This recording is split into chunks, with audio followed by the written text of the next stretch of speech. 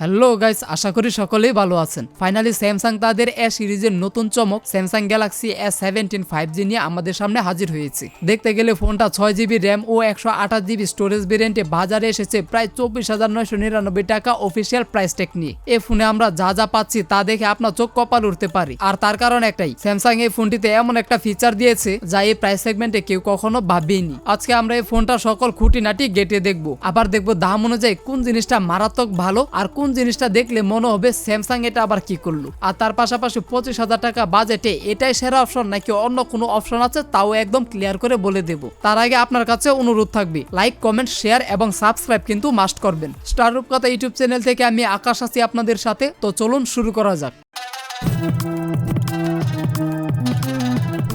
প্রথমে কথা বলি ডিজাইন নিয়ে। এক কথায় বলতে গেলে এটা একটা প্রিমিয়াম লুক। যখনই আমি ফোনটা হাতে নিয়েছি এর ফ্ল্যাশ লাইট এবং পেছনের ক্যামেরা মডিউল দেখে মনে হয়েছে এটা এ সিরিজের না, বরং স্যামসাং এর ফ্ল্যাগশিপ এস সিরিজ থেকে ধার করা একটা ডিভাইস হবে হয়তো। তাই এটা একটা বড় ভালো দিক বলে আমি মনে করি। আবার ফোনটা বেশ পাতলা, মাত্র 7.5 মিলিমিটারের মতো থিকনেস। ওজনও যথেষ্ট কম, 194 গ্রামের আশেপাশে, মানে হাতে ধরলে বেশ হালকা এবং স্লিম ফিল দিবি। কিন্তু বডিটা পুরোপুরি প্লাস্টিকের আর ব্যাক প্যানেলে ফাইবার ফিনিশের মতো কিছু একটা ব্যবহার করা হয়েছে। তবে ফ্রন্ট সাইডে রয়েছে গরিলা গ্লাস বিগটাসের প্রোটেকশন। এই দামে বিগটাস গ্লাস দেওয়াটা বিশাল একটা প্লাস পয়েন্ট, কারণ টুকটাক হাত থেকে পড়ে গেল মোবাইল যেমন তেমন, কিন্তু ডিসপ্লেটা একদম সেফ থাকবেই। আবার ফোনটিতে IP54 এর রেটিং আছে, ফলে হালকা ধুলো বা পানির ছিটা থেকেও ফোনটি সুরক্ষিত থাকবে। যদিও ডিসপ্লেটা এমুলেট, তারপরও কেন জানি এখানে দিয়েছে সাইড মাউন্টেড ফিঙ্গারপ্রিন্ট সেন্সর। আমার মনে হয় আন্ডার ডিসপ্লে ফিঙ্গারপ্রিন্ট সেন্সরটি দিলে আর একটু ভালো হতো, তবে এটিও বেশ দ্রুতই কাজ করতে দেখেছি। তারপর আবার 25,000 টাকার ফোনে পেয়েছি মাত্র সিঙ্গেল মোনো স্পিকার, যেখানে প্রতিযোগীরা স্টেরিও স্পিকার দিচ্ছে, তাই এখানে এটা একদমই মানা যায় না। আর একটা দুঃখের বিষয় হলো এখানে 3.5 মিলিমিটার জ্যাকও নেই।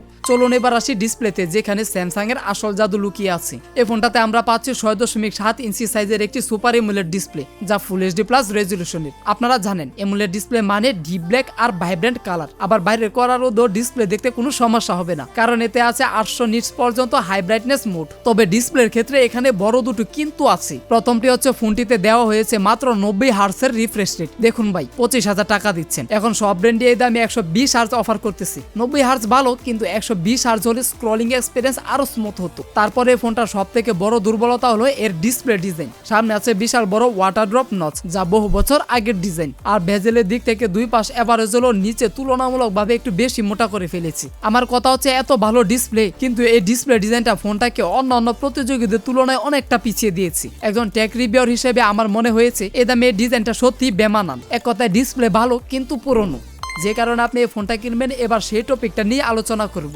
আপনারা হয়তো জানেন স্যামসাং সফটওয়্যার আপডেটের ব্যাপারে এখনো বাজারে সেরা, কিন্তু A17 যা অফার করছে তা অবিশ্বাস্য। এই ফোনটাতে আপনারা পাবেন 6 বছরের মেজর অ্যান্ড্রয়েড OS আপডেট, তার মানে অ্যান্ড্রয়েড 15 থেকে শুরু করে অ্যান্ড্রয়েড 21 পর্যন্ত ব্যবহার করতে পারবেন। আর সাথে দিচ্ছে 6 বছরের সিকিউরিটি আপডেটও। 25,000 টাকার একটা ফোনে 6 বছরের আপডেট পাওয়া মানে আপনি ফোনটা কেনার পর আগামী 6 বছর পর্যন্ত নিশ্চিন্তে ব্যবহার করতে পারছেন। আর এটা শুধু স্যামসাংই পারে। এই ফোনটি চলছে তাদের চমৎকার One UI 7 best on Android 15, আর এর ইউআই অনেক ক্লিন, এখানে কোনো অ্যাডের ঝামেলাটা মেলা নেই। আর কাস্টমাইজেশনের অপশন ভরপুর এর ইউআই। আবার সাথে যুক্ত হচ্ছে স্যামসাং এর এআই ফিচার্স, যেমন circle to search, generative edit এবং জিমিনি ইন্টিগ্রেশন। আমি মনে করি এই দামে এআই ফিচার উপভোগ করাটা বিশাল একটা সুযোগ। তাছাড়া ফোনটিতে স্যামসাং এর বিখ্যাত ক্যানক সিকিউরিটি থাকছে। যারা নিজেদের ডেটা সিকিউরিটি নিয়ে চিন্তিত তাদের জন্য যে ফোনটা একটা মাস্টারপিস তা নতুন করে বলতে হয় না। এক কথায় সফটওয়্যার আপডেট এবং নিরাপত্তা এই ফোনটিকে লং টাইম ভ্যালুর দিক থেকে অন্য সকল প্রতিযোগীদের চেয়ে কয়েক ধাপ এগিয়ে রাখবে। অর্থাৎ আপনি যদি একবার ফোন কিনে বছরের পর বছর ব্যবহার করতে চান বা ভালো রিসেল ভ্যালু চান, তবে আপনার জন্য এটাই সেরা।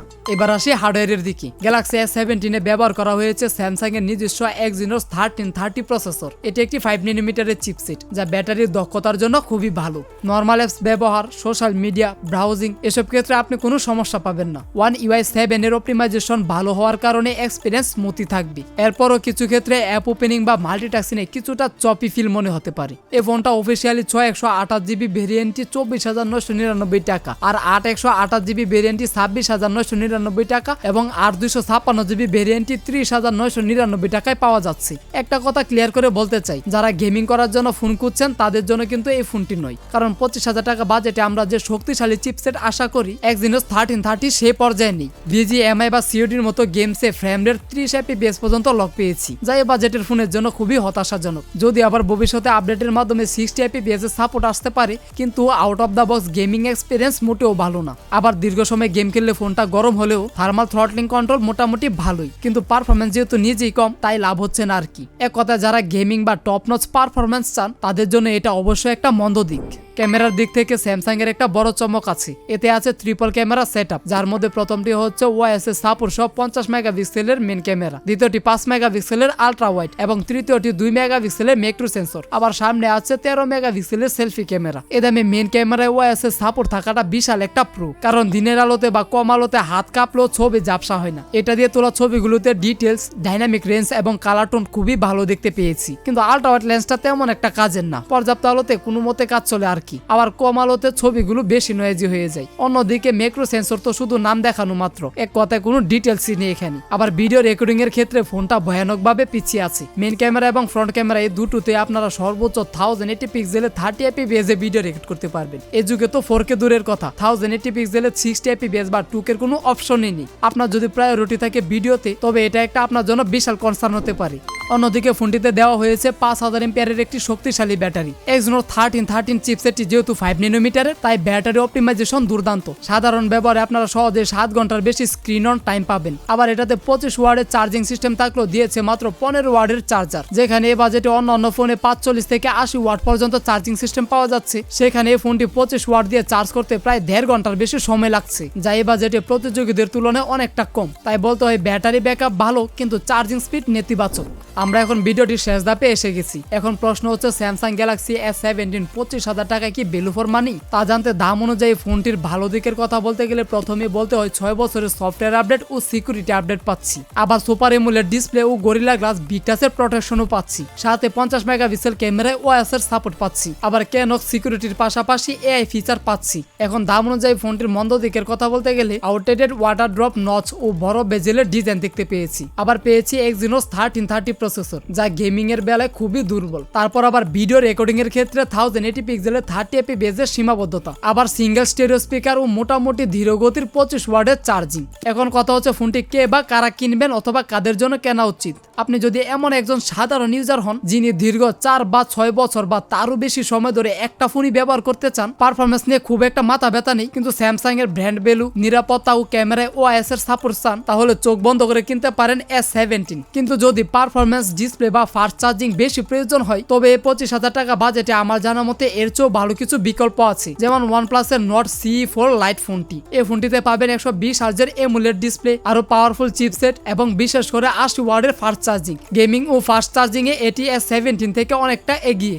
অথবা দেখতে পারেন Redmi Note 14, এটি তো 120 হার্জের ডিসপ্লে পাবেন, তার সাথে ভালো প্রসেসরও, তবে চার্জিং এর বেলায় 33 ওয়াটের চার্জিং পাবেন। আবার তার পাশাপাশি দেখতে পারেন Tecno Spark 40 Pro Plus ফোনটি। এই ফোনটিতে আপনি 1.5K রেজুলেশনের 144 হার্জের এমুলেট ডিসপ্লে পাবেন এবং সাথে পাবেন 45 ওয়াটের ফাস্ট চার্জিং। এটি ডিসপ্লে ও গেমিং এর বেলায় বাকি দুটি ফোন থেকে অবশ্যই এগিয়ে থাকবে। কিন্তু আজকের এই গ্যালাক্সি A17 হলো এমন একটা ফোন যা পারফরমেন্সে কম দিয়ে আপনাকে দীর্ঘমেয়াদী সুবিধা, নিরাপত্তা এবং একটি ওআইএস যুক্ত ক্যামেরা অফার করছে। দেখুন, সিদ্ধান্ত আপনার হাতে। আমার দায়িত্ব শুধু ভালো মন্দ দিকগুলো আপনার কাছে তুলে ধরা। তাই বাজেট এবং প্রয়োজন বিবেচনা করে আপনার নিজেকে সিদ্ধান্ত নিতে হবে। তো বন্ধুরা, এই ছিল স্যামসাং গ্যালাক্সি A17 5G কে নিয়ে আজকের এই সম্পূর্ণ বিস্তারিত রিভিউ। আশা করি এই ফোনটির ভালো মন্দ দিকগুলো এবং দাম অনুযায়ী এর অবস্থান পরিষ্কারভাবে বুঝতে পেরেছেন। আপনার যদি স্যামসাং এর A17 সম্পর্কে আরো কোনো প্রশ্ন থাকে তা কমেন্ট করে জানাবেন। আর ভিডিওটি ভালো লাগলে একটি লাইক দেবেন ও বন্ধুদের সাথে শেয়ার করবেন। আর এমন ইনফরমেটিভ রিভিউ ভিডিও দেখতে আমার এই চ্যানেলটি সাবস্ক্রাইব করে পাশে থাকা বেল আইকনটি বাজিয়ে দিবেন। দেখা হবে পরের ভিডিওতে নতুন কোনো স্মার্টফোন অথবা গ্যাজেট নিয়ে। ততদিন পর্যন্ত ভালো থাকবেন, সুস্থ থাকবেন। আর ভিডিওটি শেষ পর্যন্ত আমার সাথে থাকার জন্য আপনাকে জানাই অসংখ্য ধন্যবাদ।